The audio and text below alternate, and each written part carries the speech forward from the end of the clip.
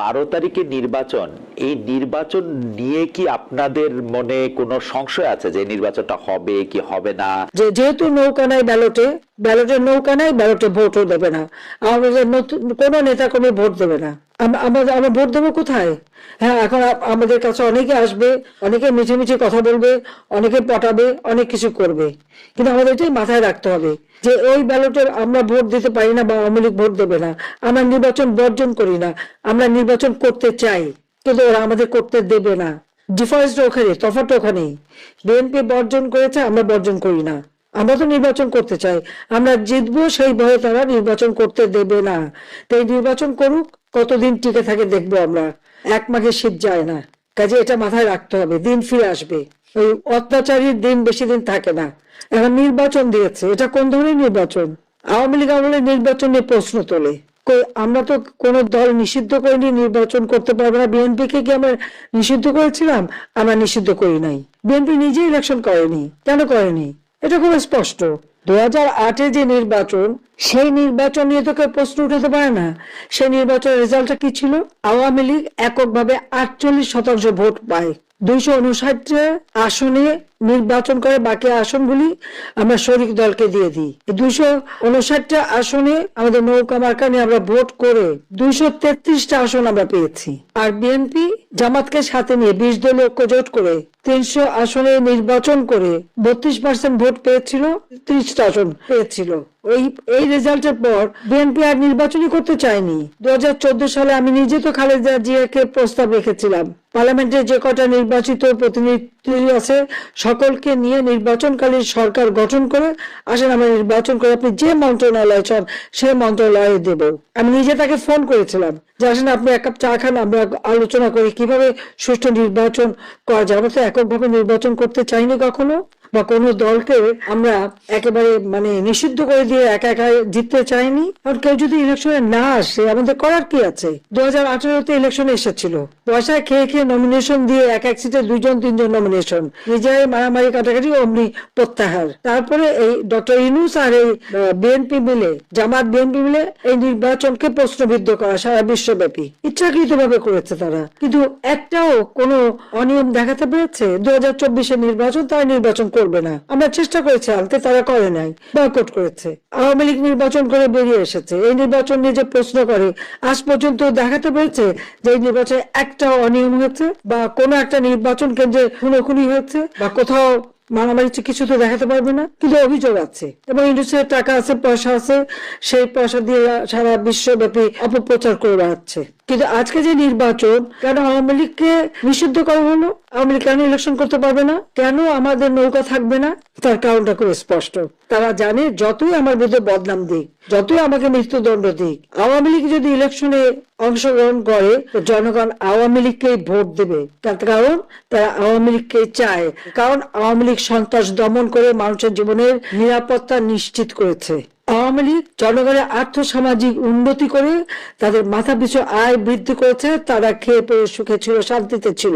আওয়ামী লীগ রাস্তাঘাট, পুল, ব্রিজ সবকিছু উন্নতি করে মানুষের যোগাযোগ ব্যবস্থা সহজ করে দিয়েছে। আওয়ামী লীগ ক্ষমতা থেকে আমাদের তরুণ সমাজের জন্য এই ডিজিটাল বাংলাদেশ গড়ে তুলে একটা ইউনিয়ন পর্যায় পর্যন্ত যে কোনো একটা ছেলে মেয়ে ঘরে বসে বিদেশে কাজ করে খেতে পারত, সেই সুযোগটা তারা করে দিয়েছে। আধুনিক প্রযুক্তি জ্ঞান সম্পন্ন তরুণ সমাজ আমরা গড়ে তুলছিলাম এবং তরুণদের কাজের জন্য স্টার্ট আপ প্রোগ্রাম, তার জন্য আলাদা ফান্ড, তাদের ট্রেনিং, আমরা computer training, incubation centre, high tech park, বিভিন্ন প্রযুক্তি, স্যাটেলাইট, বঙ্গবন্ধু 1 উৎক্ষেপণ, সেগুলি করে জীবন মান উন্নত করে দিয়েছিলাম। ফ্রিল্যান্সার আমরা ট্রেনিং দিয়েছি, লার্নিং এন্ড আর্নিং, ভাষা শিক্ষা দিয়েছি।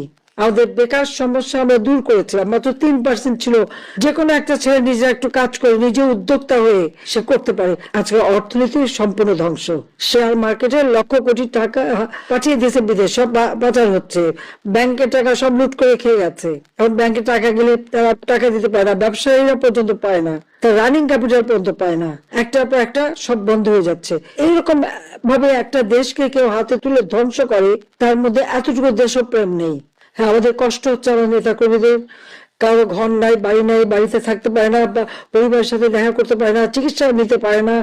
তার উপর তাদের অত্যাচার, নির্যাতন যেভাবে গায়ে হাত তুলছে, কারা কারা করছে সমস্ত নাম তালিকা করে রাখতে হবে। আর আমার বিরুদ্ধে তো একটা তো হচ্ছে প্রায় 400-র উপরে মামলা, হত্যা, আমি হত্যা করেছি, তার উপর আবার মৃত্যুদণ্ড দিয়েই দিয়েছে। তা এখন আর ভয় কিসের? এই শাস্তি তো পেয়ে গেছি।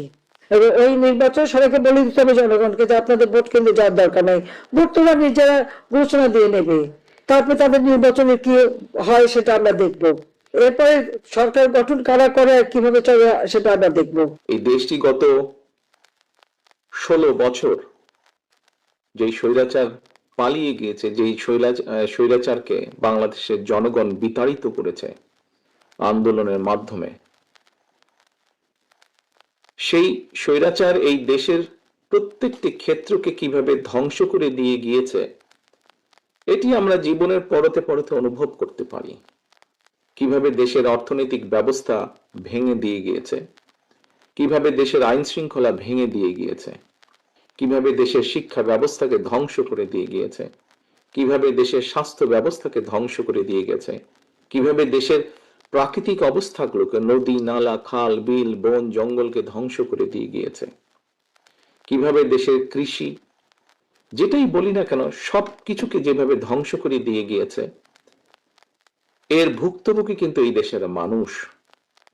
এখন একটি রাজনৈতিক দল হিসাবে এবং এই মুহূর্ত পর্যন্ত আত্মবিশ্বাসের সঙ্গে আমরা বলতে পারি বাংলাদেশের জনপ্রিয় রাজনৈতিক দল হিসাবে বিএনপির দায়িত্ব হচ্ছে দেশকে সঠিকভাবে পরিচালনা করা। দেশের মানুষ যখন বিএনপিকে দেশের দায়িত্ব পরিচালনার দায়িত্ব দেবে। প্রিয় ভাই বোনেরা, যেদিন স্বৈরাচার পালিয়ে যায় আমাকে মহাসচিব সাহেব তখন ফোন করলেন, ফোন করে বললেন যে জাতীয় সরকার গঠিত করলে ভালো হয় কিনা অথবা আমরা জাতীয় সরকারে যাব কিনা। তখন বিভিন্ন রকম একটা হেফাজত কন্ডিশন। আমি তখন বলেছিলাম যে আমরা জনগণের রায় মাথা পেতে নেব, আমরা জনগণের কাছে যাব, আমরা জনগণ যে সিদ্ধান্ত দিবে তাই আমরা মাথা পেতে নেব। কাজেই আমি সেই মুহূর্তে মনে করেছিলাম যে জাতীয় সরকারে আমরা যাব না, আমাদের লক্ষ্য আমাদের উদ্দেশ্য সবকিছু নিয়ে আমরা জনগণের সামনে দাঁড়াবো। আমরা স্লোগানে বলি যে জনগণই আমাদের সকল ক্ষমতার, রাজনৈতিক ক্ষমতার উৎস। কাজে জনগণই যদি আমাদের রাজনৈতিক ক্ষমতার উৎস হয়ে থাকে তাহলে কেন আমরা জনগণের সামনে গিয়ে দাঁড়াবো না? আমাদের লক্ষ্য বলবো দেশকে নিয়ে, জনগণকে নিয়ে, আমাদের উদ্দেশ্য বলবো দেশকে নিয়ে, জনগণকে নিয়ে, এবং জনগণ যে সিদ্ধান্ত দিবে আমরা মাথা পেতে সে সিদ্ধান্ত নিব। প্রিয় ভাই বোনেরা, তোমাদের নিশ্চয়ই মনে আছে আজকে থেকে প্রায় 3 বছর আগে বাংলাদেশে তখনও স্বৈরাচার বিপুল দাপটে এই দেশকে, দেশের মানুষের বাক স্বাধীনতার গলা টিপে রেখেছে, দেশের মানুষের রাজনৈতিক অধিকারের গলা টিপে রেখেছে। কিন্তু সেই রক্তচক্ষুকে উপেক্ষা করে আমরা দেশের মানুষের সামনে সংস্কার প্রস্তাব দিয়েছিলাম, যেটি 31 দফা হিসেবে পরিচিত সকলের কাছে, তাই নয়? মনে আছে নিশ্চয়ই তোমাদের। এই 31 দফার মধ্যে তোমরা এই 31 দফা মানুষের কাছে